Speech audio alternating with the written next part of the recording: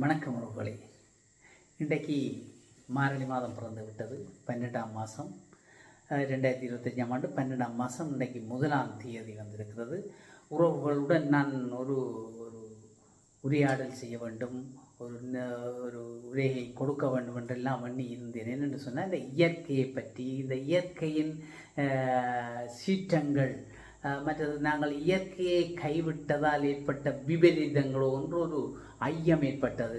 உண்மையில் இந்த இயற்கை சீற்றங்கள் ஏன் எங்களுக்கு ஏற்படுகிறது என்றெல்லாம் நான் சிந்திக்கின்ற போது எனக்கு உண்மையில் இது உங்களுடனும் கலந்து கொள்ளணும் என்ற ஒரு ஆவல் ஏற்பட்டிருந்தது.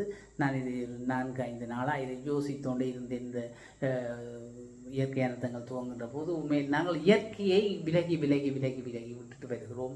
இந்த இயற்கை ஆரம்பத்தில் நாங்கள் என்ன செய்தாங்கன்னு சொன்னால், முந்தி எங்களுடைய பழையோர், எங்களுடைய முதியோர்கள், அவர்கள் இயற்கையை வழிபட்டு வந்தார்கள், இயற்கையை மதித்தார்கள், இயற்கைக்கு பின்னாக சென்றார்கள், அவர்கள் இயற்கையை நேசித்தார்கள். ஏன்னு தெரியும் எங்களுக்கு, ஆரம்ப காலத்திலேருந்தே மனுஷன் இயற்கையை வழிபட்டு வந்தோம். பயத்தின் அடிப்படையிலோ இன்னமும் வழிபட்டு வந்தோம். மரத்திலிருந்து, மிருகத்தை இருந்து, நீர், ஐம்பூதங்களை கூட, அது பொதுவாக சுருக்கம் சொன்னால் ஐம்பூதங்களை கூட வணங்கி வந்தார்கள். அதுக்கு ஒரு மதிப்பளித்தார்கள். அவர்களால் தான் நாங்கள் வாழ்கிறோம் என்று நினைத்தார்கள். இயற்கைக்கு சூரியனுக்கெல்லாம் படைத்தார்கள், நன்றி கடன் செலுத்துன்றாங்க. ரொம்ப இல்லாத பேஷனாக போச்சு.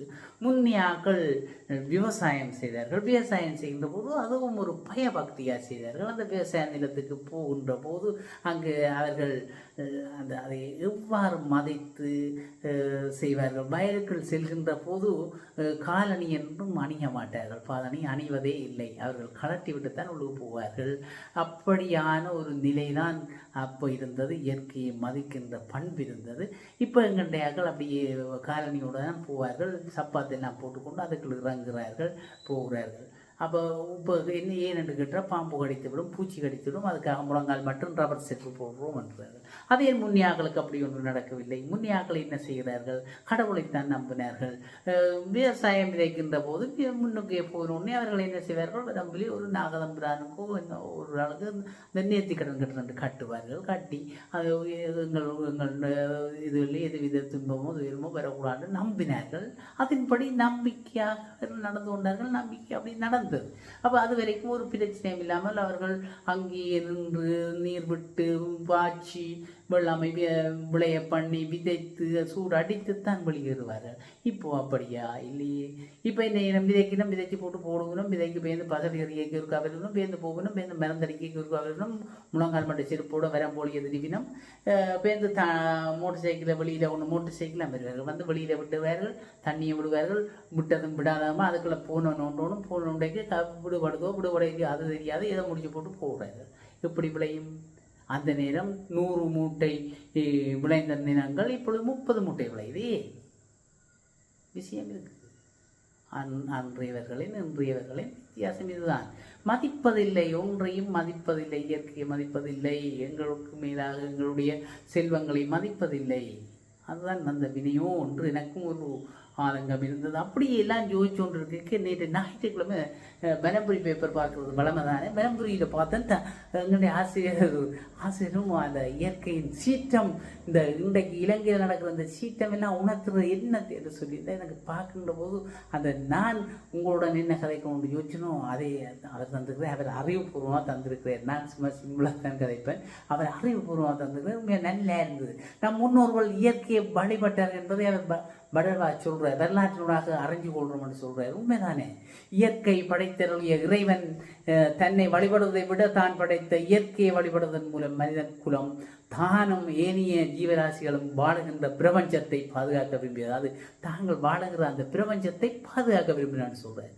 அவ்வாறு செய்யும் போதுதான் இயற்கை மனித குலத்துக்கும் ஏனைய படைப்புகளுக்கும் தொண்டு தொட்டு தன்னை ஈகை செய்யும். அப்படி செய்கின்ற போதுதான் அது அவங்களுக்கு ஈகை செய்யும் என்று சொல்கிறார். மதித்தவர்களைத்தானே மதிக்கலாம். நாங்கள் சும்மாவா அவன் என்ன மதிக்கிறதில்லை, அவனுடைய எனக்கு என்ன கதை என்று சொல்கிறோம். என்னத்துக்கு சொல்கிறோம்? கோதுரான்னு சொல்கிறோம். அவன் மதிக்கல, அவனுக்கு பண்பு தெரியாடாப்பான்னு சொன்னால் அப்போ இயற்கையம் என்ன நினைக்கும்? என்ன மதிக்கிறவர்கள் இவர்கள் என்னடா நான் மதிக்கிறது என்ற ஒரு சீட்டம் பெருமோ இல்லையோ அதுதான் பெறுது. அதான் வருதப்பா. வேறு ஒட்டு வழியும் இல்லை. இதுதான் உண்மை. உண்மையை கிட்ட இப்போது பிள்ளைகள் உணர மாட்டார்கள். இப்போது இளைஞர்கள் ஏற்றுக்கொள்ள மாட்டார்கள். அப்படித்தான் இருக்கு. எனினும் இன்றைய நவீன விஞ்ஞான தொழில்நுட்பங்கள், தகவல் தொடர்பாளர்கள், அதீத வளர்ச்சிகள், அணு ஆயுதம் உள்ளிட்ட போர் ஆயுதங்களின் உற்பத்திகளும் அவை கடலுக்கு கடலுக்கு அட்டியில புரட்சிக்கப்படுவதும் இயற்கை பரீட்சிக்கப்படுவதும். கடல் அட்டிக்கு கொண்டு வச்சு பரீட்சிச்சா என்ன செய்யும்டா? வெடிச்சா என்ன செய்யும்? பரிசிக்கப்படுவதும் இயற்கையை கேள்விக்குறியாக்கி இருக்கப்பா. அதோட போட்டு துன்புறுத்துறியல், அதோட வருத்துறியல். அதை என்ன செய்தது உங்களுக்கு? நீங்களே அதோட போட்டு வருத்துறியல். இவை தவிர மனித சமூகத்துக்கு கேடு விளைவிக்கக்கூடிய இந்த பொருத்தீன் பிளாஸ்டிக் பொருட்களை அதீத உற்பத்திகள், அதீத கூடின உற்பத்திகள், தேவையில்லாத உற்பத்திகளை செய்து கொண்டு அதை கொண்டு போய் எட்டிக்கிறது. எட்டி விட்டேக்க நச்சுக்கள் காற்றோடு கலந்து தூய்மையான இந்த இயற்கை, தூய்மையான அந்த இயற்கையின் ரசனையை கெடுக்கிறீர்கள். சமநிலையை குழப்பி நிற்குது, எல்லாம் குழப்பிட்டுது. இவற்றோடு மட்டும் இயற்கையின் சமநிலை குழம்பி விட்டது என்று மட்டுப்படுத்தி விடாதீர்கள். வட்டி சொல்ற ஆசிரியர் மட்டுப்படுத்தி, மாறாக உலகின் இன்றைய அனைத்து நடவடிக்கைகளும் இயற்கையை சீண்டுவதாக இருப்பதை இங்கு குறித்தான. இது இயற்கையை நீங்கள் எல்லாம் சீன்றியல் வச்சு அதை போட்டு துன்புறுத்துறீர்கள். அதுவும் பொறுத்து பார்க்கும். என்னதான் பொறுக்கும்? நீரும் 3 முறை தான் பொறுக்கும்னு சொல்வார்கள். நாடுகளுக்கு இடையே இடம்பெறும் யுத்தத்தின் போது வீசப்படுகிற குண்டுகள், ஏவுகணைகள், நச்சாயுதங்கள் இந்த பிரபஞ்சத்தை நடுங்க வைக்குது. இது என்ன கன்றாவிடா? நான் நிம்மதியாக தானே இருக்கிறேன், இவங்களை என்னடா செய்கிறாங்க?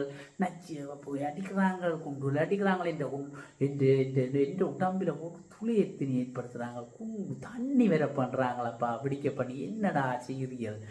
நடுங்க வைக்குது. இதையும் கடந்து நவீன விஞ்ஞான தொழில்நுட்பத்தின் காரணமாக கண்டறியப்பட்டுள்ள ஊக்க முடியாத இலத்திரினியல் சாதனங்கள் கடலில் கூட்டப்படுகிறது. நாசகரத்தை என்னென்றுதான் சொல்லுறது. அதை கொண்டே கடலில் கொட்டுறீர்கள். கடல் மாசடையுது. அதுவும் பாவம். அதற்கு உணர்வு இருக்குது. அந்த இயற்கைகளுக்கு அதை போட்டே துன்புறுத்துறீர்கள், அதுக்கு கொண்டே கொட்டுறீர்கள். இவற்றை கடந்து விவசாயம், கைத்தொழில் என அனைத்து தொழில் முறைகளிலும் உபயோகிக்கப்படுகிற நச்சு மருந்துகள், அட்டி என்று அடித்து அது வெந்து விதும்பி போகும். அதைத்தான் மனுஷன் சாப்பிட்டா என்னடா நடக்கும்? அச்சோ! ரசாயன உரங்கள், உணவு பண்டங்களில் சேர்க்கப்படுகிற ரசாயன கலவைகள் என அனைத்து இயற்கையின் வளங்களை கந்தரத்துள்ளன சொல்ற. சாப்பாட்டுக்கு போட்டால் சுவை என்று சொல்லி போட்டு அதை பொருள் இதை பொருள் நாசம் மறந்து எங்க குட்டெல்லாம் அறந்து கொட்டுனுதப்பா. என்ன இதைத்தான் சரியா செய்திய சொல்லுங்க. இல்லை அழிவை நோக்கி தானே போய் கொண்டு போகிறீர்கள். ஏதாவது ஆக்கத்துக்கு நல்லது செய்திகளை இல்லை, ஆக்கத்துக்கு ஒரு நல்லவன் செய்தால் அவனை நினைச்சுட்டு போகிறேன். அவனை ஊரம் கண்டுபிடி. இவனுக்கு லூஸ் விடா, இவன் சோடா குடிக்கக்கூடாதுன்றாங்க, அப்படி பேசுறீங்க. மிக்சர் சாப்பிடக்கூடாது, இவன் என்னடா அவனுக்கு லூஸ்ன்றாங்க. அப்படின்னு கூடவே சட்டவிரோதம் மண்ணல் அகழ்ந்து கடலை உள்ளுக்குற பண்ணி மண்ணை போட்டு அள்ளி வளர்த்து கெடுத்து கல்லை போட்டு கிண்டி ஐயோ பூமியை போட்டு துளைச்சி ஒட்டு சுட்டாண்ட போய் பார்த்தீங்கன்னா அப்படி எட்டி பார்த்தா அப்படி தண்ணி வருமே. தண்ணி வரும் ஆழத்துக்கு மேலே குண்டு கல்லாத்தையும் கொண்டு போறீங்க. என்ன செய்தது முடியாது? பூமி என்னடா செய்தது? இயற்கை என்ன செய்தது? காடழிப்பினை எல்லாம் சேர்ந்து நாம் இயற்கையை குழப்பிவிட அதன் விளைவாக இயற்கை தனது கட்டுப்பாட்டை இழந்து இனி ஐயோ என்னால் இயலாது, தாங்க முடியாதப்பான்னு சொல்லி தன் கட்டுப்பாட்டை இழந்து சீற்றம் கொள்கிறது, கோபம் கொள்கிறது. இதன் விளைவுதான் நம் இலங்கை சிற்றுநாடு உட்பட உலக நாடுகளில் ஏற்பட்டுள்ள இயற்கை அந்தம். இலங்கையில மட்டுமில்லை, உலக நாடு முழுக்க பாருங்க, அங்கங்கே இயற்கை அந்தங்கள். எச்சி மேலே வெட்டிக்குது, கடலுக்கு இருந்து எச்சி மேலே வெட்டிக்குது, மலையிலேருந்து வெட்டிக்குது, குழம்பு பாயுது. என்ன அந்த அழகிய இலங்கை திருநாட்டை இனவாதத்துக்கும் மதவாதத்துக்கும் இற்றையாக்கி அதன் பொருளாதாரத்தை கந்தறுத்து விட்டு இப்போது வெளிநாடுகளுக்கும் நம் நாட்டில் முதலிடுவதற்கு இடம் கொடுக்க வேண்டிய துப்பாக்கிய நிலை வெளிநாடுகளுக்கு நம் நாட்டில் முதலீடு இடுவதற்கு இடம் கொடுக்க வேண்டிய துப்பாக்கிய நிலை ஏற்பட்டிருக்கு சொல்றேன். இதன் ஓர் அங்கமே காலிமுகத்துக்கு கடலை ஆழமாக்கி கடலின் ஒரு பகுதி நிலவப்பட்டு அங்கு வர்த்தக கட்டுமானங்கள் நடத்தப்பட்டிருக்கு. தெரிஞ்ச விஷயம் தான். காலிமுகத்தில் நகரம் ஒன்று அமைக்கப்பட்டிருக்கு கடலுக்குள்ள. என்ன செய்வது? இயற்கையின் குடையான கடலை கூட இயற்கையின் கொடையான கடலை கூட நாங்கள் அழிக்கும் போது அதன் எல்லை பகுதியை மாற்றும் போது இயற்கை சீற்றமடையாமல் என்னடா செய்யும்? என்னதான் செய்ய முடியும்? என்ன செய்வது? இலங்கைக்கு இவ்வளவு நிலை வருகின்ற போதும் பேருந்து ஜனாதிபதியை தான் சொல்லி கொண்டு இருக்கிறாங்க. என்ன செய்கிறீர்கள்? உங்களால் தான் வந்தது என்றால் அவர்கிட்ட சொல்லி போட்ட இயற்கை அழிவு வந்தது. ஒரு நல்ல ஜனாதிபதி எங்களுக்கு அகப்பட்டிருக்கிறேன், எங்களுக்கு எங்களோட நாட்டுக்கு கொடுத்து வச்சிருக்கு. இப்படி ஒரு ஜனாதிபதி முந்தி வருவார்களோ என்று எனக்கு தெரியலை. இந்த 3 நாள் நித்திர கொள்ளாமல் தன்ற கட்டுப்பாட்டுகள் முழுக்க தன்ற கண்காணிப்புக்கு இட்டு மாவிலாறு உடைப்பு கூட அவற்றை நேரடி கண்காணிப்பிலிருந்து தான் காப்பாற்றப்பட்டிருக்கு. இது செய்திகளூடாக தெரிவிக்கப்படுது. அப்போ அவர் துறப்பை கொண்டே இந்த இயற்கை நானே வந்துடுறேன், நீ வான்னு சொல்லிவிட்டு இல்லைத்தானே. இதெல்லாம் இறைவன் செயல், இயற்கையின் சீற்றம். அதுக்கு அவரோடும் சொல்ல முடியாது. எங்களால் அழிவை திரும்பி போட்டு ஒரு எங்களுக்கு அது ஒரு பழக்கம் தானே. இன்னொன்று வந்தானே இன்னொரு சாட்டுறது, பந்தை தூக்கி அவர்கிட்ட கொடுத்துடுறோம், நீயே வச்சுக்கொள்ளும், நீ அறிஞ்சாருன்னு. தங்கள பிள்ளைகளை ஒரு நாளும் நாங்கள் ஒப்புக்கொள்வது இல்லை. அதுதான் பிரச்சனை. இப்படி ஒரு நல்ல ஜனாதிபதி இன்றைக்கு சொல்லியிருக்கிறார், ஒற்று மனத்தாலத்துக்கு வடக்கு என்ன தேவை, என்ன அத்தியாவசிய தேவைன்ட்டு எனக்கு இந்த மேசைக்கு உடனே வரணும். உடனே கொண்டு வா மேசைக்கு இந்த விஷயம் உடனே ஒரு அறிக்கை தயாரித்து உடனே கொண்டு வர சொல்லி அதிகாரிகள்கிட்ட சொல்லியிருக்கிறேன், ஆளுநர்கள்ட்ட சொல்லியிருக்கிறேன். அப்படியெல்லாம் ஜனாதிபதியாக்கள் செய்யணும். அப்படி இருக்க நாங்கள் இன்றைக்கும் சிறு பிள்ளைத்தனமாக இயற்கையை நேசியுங்கோ, இயற்கையை மதியுங்கள். தயவு செய்து இனி வார சந்ததிக்காவது இயற்கையை நேசிக்க பழக்கிக் கொள்ளுங்கள்.